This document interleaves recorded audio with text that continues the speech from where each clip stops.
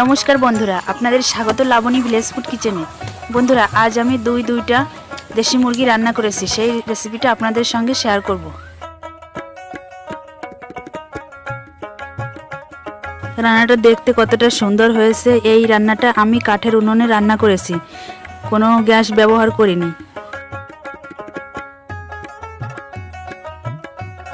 রান্নাটা খেতে অনেক ভালো হয়েছিল। আপনারা ভিডিওটি লাইক, কমেন্ট, শেয়ার করবেন, চ্যানেলটি সাবস্ক্রাইব করে আমাকে সহযোগিতা করবেন।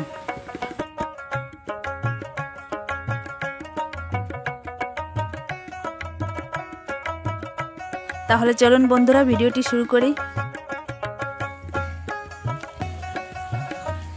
মুরগি দুটো পরিষ্কার করে নিয়েছি। এখন একটু হলুদ মেখে মুরগি দুটো আগুনে সেঁকে নেব। যদি কোনো সরু